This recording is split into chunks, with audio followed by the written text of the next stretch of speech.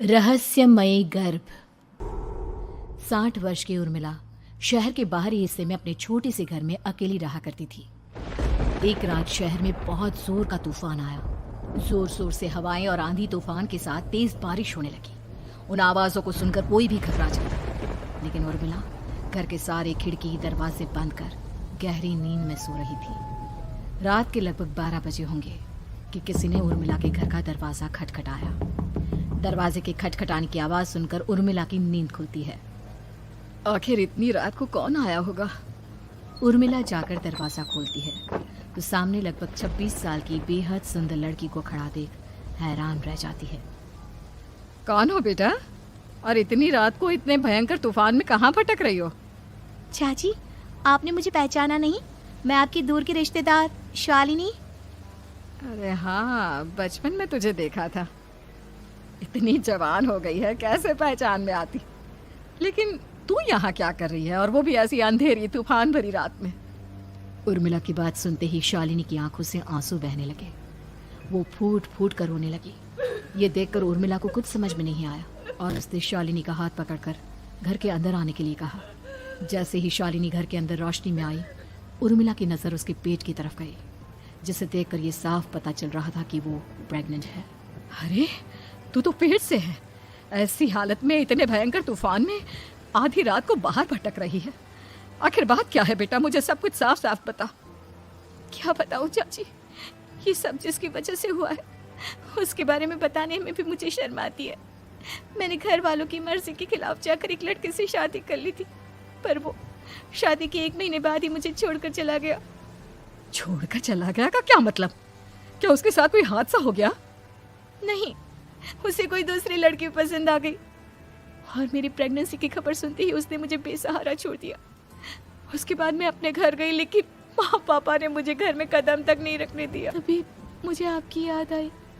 कोई बात नहीं, कोई बात नहीं, तुमने यहाँ आकर अच्छा ही किया। एक काम करो, तुम आराम करो। वैसे भी ऐसी हालत में इतना घूमना फिरना और इस तरह आधी रात को बाहर भटकना ठीक नहीं होता। प्रेग्नेंट औरत को आधी रात को घर से बाहर नहीं निकलना चाहिए। बुरी आत्माएं उस पर अपना असर दिखा सकती है। और इतना कहकर उर्मिला ने शालिनी को एक दूसरे कमरे में जाकर आराम करने के लिए कहा। लेकिन जैसे ही शालिनी अपने कमरे में जाने लगी, अचानक से उर्मिला ने उसे रोक लिया। एक बात बताओ बेटा, तुम्हारा कौन सा महीना चल रहा है? पेट देखकर तो लगता है कि लगभग 6 महीने पूरे हो गए होंगे। उर्मिला की बात सुनकर शालिनी के होठों पर मुस्कुराहट आ गई। चाची जी, अभी सिर्फ 1 ही महीना हुआ है। शालिनी की बात सुन उर्मिला दंग रह गई। उसे समझ में नहीं आ रहा था कि प्रेगनेंसी के पहले ही महीने में शालिनी की हालत ऐसी क्यों थी। लेकिन फिर उसने बात को नजरअंदाज कर शालिनी को आराम करने के लिए कहा और खुद भी कमरे में जाकर सो गई। अभी कुछ ही घंटे बीते थे कि अचानक से एक बच्चे के बड़े ही अजीबोगरीब बेढंगे तरीके से रोने की आवाजें उर्मिला के घर में गूंजने लगी। उन आवाजों को सुनकर उर्मिला की नींद फिर से खुलती है। ये अचानक बच्चे के रोने की आवाज कहां से आने लगी? उसने उठकर चारों तरफ देखा, पर वहां उसे कोई नजर नहीं आया। उर्मिला घबराते हुए शालिनी के कमरे में गई तो वहां उसे कमरे की दीवार पर एक बेहद खौफनाक साया नजर आया, जिसे देखकर उर्मिला बुरी तरह से घबरा गई। आखिर ये सब क्या हो रहा है? शालिनी, शालिनी उठो! उसने जोर जोर से आवाज देकर शालिनी को जगाने की कोशिश की, लेकिन ऐसा लग रहा था जैसे उसकी आवाज शालिनी तक पहुंच ही नहीं रही थी। कमरे की दीवार पर एक बहुत बड़ा और बेहद डरावने दिखने वाले इंसान का साया और एक बच्चे के अजीबोगरीब ढंग से रोने और चीखने की आवाजें अब उर्मिला को ज्यादा डराने लगी थी। उर्मिला को शालिनी की चिंता सताने लगी और उसने पूरी ताकत के साथ चीख कर शालिनी को आवाज लगाई, शालिनी! तभी अचानक सब कुछ एकदम पहले जैसा हो जाता है और उर्मिला की आवाज सुनकर शालिनी की नींद खुलती है। क्या हुआ चाची, आप इतनी तेज क्यों चिल्ला रही हैं? आप ठीक तो है ना? अभी मैंने तुम्हारे कमरे में कुछ अजीब सा देखा। तुम ठीक हो ना शालिनी? मुझे यहाँ एक बच्चे के रोने की आवाजें आ रही थी। लगता है आपको मेरी कुछ ज्यादा ही चिंता हो गई है। आपने मेरी प्रेगनेंसी के बारे में कुछ ज्यादा ही सोच लिया होगा। मैं एकदम ठीक हूँ, आप आराम से सो जाइए। इतना कहकर शालिनी ने उर्मिला को फिर से अपने कमरे में जाने के लिए कहा और खुद भी जाकर सो गई। पर अब उर्मिला की आंखों से नींद गायब हो चुकी थी। अगली सुबह जब शालिनी उठी तो वो सीधा उर्मिला के पास आई गुड मॉर्निंग चाची। तभी अचानक उर्मिला की नजर शालिनी के पेट पर पड़ती है, जिस पर नीले रंग से एक अजीब सी आकृति नजर आ रही थी। शालिनी, ये तुम्हारे पेट को क्या हुआ? मैंने इतनी औरतों को देखा है, ऐसा तो किसी के साथ नहीं होता। शालिनी ने जैसे ही अपने पेट की तरफ देखा तो उसे वहां कुछ भी नजर नहीं आया। चाची कुछ भी तो नहीं है, सब कुछ एकदम नॉर्मल है। आपको क्या अजीब लग रहा है? इससे पहले कि उर्मिला उसके सवाल का कोई जवाब देती, अचानक से शालिनी के पेट में जोर जोर से दर्द होने लगा। वो बुरी तरह दर्द से तड़पने लगी। चाची, चाची। ये सब देखकर उर्मिला बहुत घबरा गई। उसने धीरे धीरे शालिनी के पेट को सहलाना शुरू किया, लेकिन शालिनी का दर्द कम नहीं हुआ। उर्मिला जाकर रसोई से पानी का गिलास लेकर आई और शालिनी को पानी पिलाने की कोशिश करने लगी। ले बेटा, पानी पी ले, तुझे आराम मिलेगा। ले ले। नहीं चाची, मुझे बहुत तेज दर्द हो रहा है। अरे थोड़ा पी ले बेटा। जैसे ही उर्मिला ने शालिनी को पानी पिलाया, उसने देखा कि गिलास में बचा पानी का रंग नीला पड़ गया और शालिनी की आंखें अजीब हो गई। उसके पेट पर बच्चे का एक डरावना चेहरा नजर आने लगा। ये सब देखकर उर्मिला की डर से हालत खराब होने लगी, पर तभी शालिनी का दर्द ठीक हो गया। बेटी, अभी तुम्हारा दर्द ठीक है तो ऐसा करो, तुम थोड़ी देर आराम कर लो।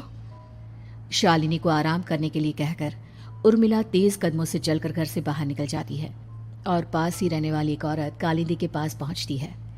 अरे उर्मिला बहन, बड़े दिनों बाद दिखाई दी, क्या हुआ? बहुत घबराई हुई सी लग रही हो, सब ठीक तो है ना? क्या बताओ कालिंदी बहन, मेरी एक दूर की रिश्तेदार आई हुई है, वो पेट से है और उसके साथ ना अजीब अजीब चीजें हो रही है। अब उर्मिला सारी बात कालिंदी को बताती है, जिसे सुनने के बाद काले जादू और तंत्र विद्या की माहिर कालिंदी एक ताबीज बनाकर उसे देती है। बहन, मुझे शालिनी पर किसी बुरी आत्मा का साया लगता है। ये ताबीज ले जाओ, आज रात को 12 बजे उसे पहना देना, फिर सब ठीक हो जाएगा। उर्मिला ताबीज लेकर घर वापस आती है और अब आधी रात के होने का इंतजार करने लगती है। जैसे ही आधी रात होती है, वो नींद में सोई शालिनी को ताबीज पहना शांति से अपने कमरे में आकर अपने पलंग पर लेट जाती है। अब सब ठीक हो जाएगा। ये सोचकर उर्मिला शांति की एक सांस ही लेती है कि तभी अचानक उसकी आंखों के सामने कुछ ऐसा आता है जिसे देखकर उर्मिला डर से चीखने लगती है। तुम कौन हो? कौन हो तुम? जाओ यहाँ से, जाओ जाओ यहाँ से। तभी उर्मिला की एक जोरदार दर्द भरी डरावनी चीख वहां पर गूंज गई। उर्मिला की आंखों के सामने एक बच्चा खड़ा हुआ था, जिसका पूरा शरीर किसी बूढ़े की तरह नजर आता था, लेकिन मुंह किसी नवजात बच्चे की तरह था। उसकी आंखें गुस्से से लाल थी और वो घूर घूर कर उर्मिला की तरफ देखा जा रहा था। कौन हो तुम? कौन हो? उर्मिला के चीखते ही वो बच्चा जोर जोर से रोने लगा। घबराकर उर्मिला ने अपने हाथों को अपने कानों पर रख लिया। उसकी समझ में नहीं आ रहा है कि आखिर ये सब उसके साथ क्या हो रहा है। कौन हो तुम? कौन हो? क्या चाहते हो मुझसे? जाओ जाओ यहाँ से, आखिर तुम हो कौन? तभी अचानक से उर्मिला के पूरे घर में लाल रंग की रोशनी फैल गई। वो बच्चा धीरे धीरे कदमों से चलता हुआ उर्मिला की तरफ बढ़ने लगा। किसी नवजात पैदा हुए बच्चे के जैसे उसके रोने की आवाज अब उर्मिला के कानों में गूंज रही थी। लेकिन कुछ ही सेकंड में वो चुप हो गया और उसने बेहद खतरनाक आवाज में उर्मिला के सवाल का जवाब दिया। मैं वो हूँ जो अब तक पैदा नहीं हुआ, लेकिन जब मैं पैदा हो जाऊंगा तो वो होगा जो अब तक कभी नहीं हुआ। ये क्या कहना चाहते हो तुम? ऐसा क्या हुआ जो अब तक नहीं हुआ? तबाही होगी, तबाही। सब कुछ खत्म हो जाएगा और ये जो लड़की मुझे जन्म देने वाली है, मैं उसका खून पी जाऊंगा, सारा खून। उस बच्चे की बात सुनते ही उर्मिला बुरी तरह घबरा गई। उसका एक बुजुर्ग आदमी जैसा शरीर, एक नवजात बच्चे जैसा चेहरा, ये दोनों ही बातें उर्मिला की समझ से बाहर थी। तभी वो बच्चा अचानक गायब हो गया। घर का माहौल फिर से पहले जैसा हो गया। लाल रंग की रोशनी भी अब गायब हो चुकी थी। उर्मिला दौड़कर शालिनी के कमरे में पहुंची, जहां वो गहरी नींद में सोई हुई थी, पर उसके गले का ताबीज गायब हो चुका था। उठो उठो शालिनी, उठो बेटा, मुझे तुमसे जरूरी बात करनी है। अरे चाची, क्या हुआ? इतनी रात को आप परेशान क्यों कर रही हैं? सब ठीक है ना? अभी जब तुम सो रही थी ना तो मैंने तुम्हारे गले में एक ताबीज पहनाया था। कहाँ गया बेटा, बताओ मुझे। शालिनी ने चारों तरफ अपनी नजरें घुमाकर देखा, लेकिन वहां पर कोई ताबीज नहीं था। वह हैरानी से उर्मिला के चेहरे की तरफ देखने लगी। उसे समझ में नहीं आ रहा था कि आखिर उर्मिला किस ताबीज के बारे में बात कर रही थी। नहीं चाची, यहाँ कोई ताबीज नहीं है। लगता है आपने कोई बुरा सपना देखा है। मैंने कोई बुरा सपना नहीं देखा। खैर छोड़ो, तुम अब सो जाओ, कल सुबह बात करते हैं। डर और घबराहट की वजह से उर्मिला की आंखों से नींद तो जैसे बिल्कुल गायब हो गई थी। अगली सुबह उर्मिला बिना कोई देर किए गांव के बाहर एक छोटी सी झोपड़ी में रहने वाले बूढ़े पंडित के पास पहुंची। पंडित जी, मेरी मदद कीजिए। अरे आओ आओ उर्मिला, क्या हुआ? सब ठीक तो है ना? क्या बताओ पंडित जी, बहुत बड़ी मुसीबत है। मेरी दूर की एक रिश्तेदार लड़की पेट से है और उसके साथ बहुत डरावनी चीज़ें हो रही है। कल रात को तो एक अजीब सा दिखने वाला बच्चा मेरी आंखों के सामने आकर खड़ा हो गया था। ये तुम क्या कह रही हो? मुझे साफ साफ बताओ कि आखिर तुमने क्या देखा? उर्मिला ने अपने साथ हुई बीती रात की पूरी घटना पंडित जी को बताई, जिसे सुन पंडित जी के माथे पर चिंता की लकीरें उभर आई।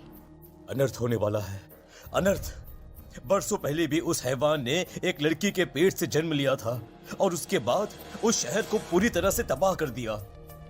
कैसी विपदा पंडित जी, कैसे बात कर रहे हैं आप? बताइए मुझे, और इसका उपाय क्या है? इसका उपाय तो है, लेकिन बहुत कठिन है।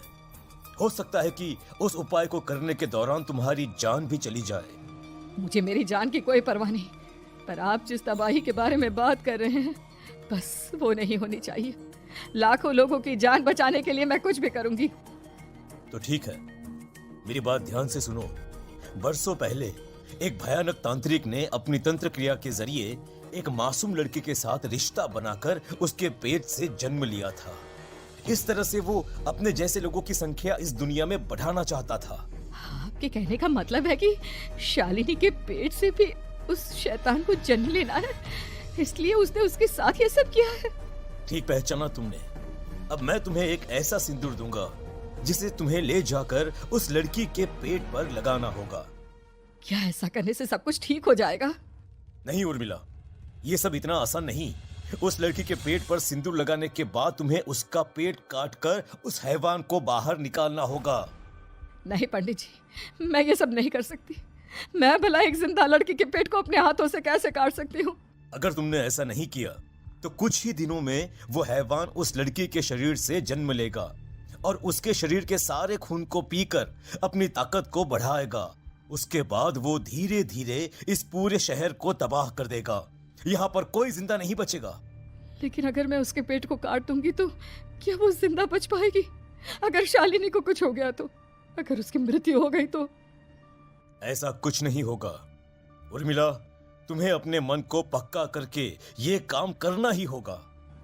सिंदूर लेने के बाद उर्मिला झोपड़ी से बाहर निकलने ही वाली थी कि तभी पंडित जी ने उसे पीछे से आवाज देकर रोका। उर्मिला, उस लड़की का पेट काटकर हैवान को बाहर निकालना ही काफी नहीं होगा।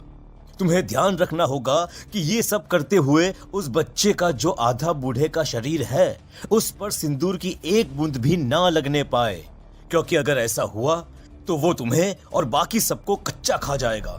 पंडित जी की बात सुन उर्मिला की आंखें फटी रह गई और उसके शरीर में डर की लहर दौड़ गई। फिर भी उसने हिम्मत की। ठीक है पंडित जी, मैं पूरी कोशिश करूंगी कि मैं उस हैवान को वहीं के वहीं खत्म कर पाऊं।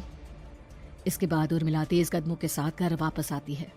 दिन बीतता है, रात का अंधेरा छाने लगता है। शालिनी खाना खाकर सोने चली जाती है और उर्मिला लगातार उसके गहरी नींद में सो जाने का इंतजार करने लगती है, जिसके बाद उर्मिला दबे कदमों से शालिनी के कमरे में पहुंच गई। मुझे ये करना ही होगा। अब उर्मिला ने धीरे धीरे शालिनी के पेट पर पंडित जी का दिया सिंदूर लगाना शुरू किया। उर्मिला के हाथ बुरी तरह से कांप रहे थे। उसके एक हाथ में चाकू था जिससे वो पेट काटने वाली थी। उर्मिला ने एक नज़र शालिनी के चेहरे की तरफ देखा और फिर डरते हुए उसके पेट पर चाकू चलाना शुरू किया। कमाल है, मैं इसका पेट काट रही हूँ और ये आराम से सो रही है। इसे दर्द नहीं हो रहा क्या? तभी अचानक उर्मिला के कानों में बच्चे की रोने की आवाज़ सुनाई देने लगी। उसने घबराकर चारों तरफ देखा पर वहां पर कोई नहीं था, बस रोने की आवाज़ लगातार आ रही थी। उर्मिला बिना रुके लगातार शालिनी के पेट को काटती रही। उसे इस बात का भी ध्यान रखना था कि सिंदूर बच्चे के बूढ़े आदमी वाली शरीर के हिस्से पर ना लगे। कुछ ही देर में वो हैवानी बच्चा उर्मिला के हाथों में था। उसने बड़ी ही सावधानी से उस बच्चे को बाहर निकाला और पंडित जी के कहे अनुसार उसे घर से दूर जलाने के लिए ले गई। पर तभी उसके सामने वही बूढ़े शरीर और बच्चे के चेहरे वाला बच्चा आ गया। अपनी गोद में और सामने भी बच्चे को देखकर उर्मिला हैरान रह गई। मुझे मारोगी? मुझे इतनी हिम्मत कैसे आ गई तुम्हारी? तुम पैदा नहीं हुए हो और मुझे पता है जब तक तुम्हारा जन्म नहीं हो जाता तुम मुझे कुछ नहीं कर सकते। इतना बोलते ही उर्मिला तुरंत उस बच्चे को घास के ढेर पर फेंककर उसमें आग लगा देती है, जिसके तुरंत बाद वो बूढ़े आदमी के शरीर और बच्चे के चेहरे वाला अजीब तांत्रिका भूत भी वहां से गायब हो जाता है। कुछ देर बाद उर्मिला घर पहुंचती है तो वो ये देखकर हैरान रह जाती है कि शालिनी का पेट अपने आप जुड़ चुका था। शुक्र है भगवान का और उन पंडित जी का, अब सब ठीक हो जाएगा। सुबह शालिनी सोकर उठती है तो अपना पेट देख पूरी तरह घबरा जाती है। चाची, चाची ये सब क्या हो गया? मेरा पेट अचानक कम कैसे हो गया? मेरा बच्चा कहाँ गया चाची? बेटी, वो बच्चा नहीं एक खतरनाक तांत्रिक था जो तुम्हारी कोख से जन्म लेकर सबको मार देना चाहता था। वो पैदा होते ही तुम्हारी जान भी ले लेता, इसलिए मैंने पंडित जी के बताए उपाय से उसका खात्मा कर दिया है। अब सब ठीक है। शालिनी को उर्मिला की बात समझ में नहीं आती, जिसके बाद शालिनी को पूरी बात उर्मिला आराम से समझाती है। अब वो दोनों ही भगवान का शुक्र अदा करती हैं और एक साथ रहने लगती हैं।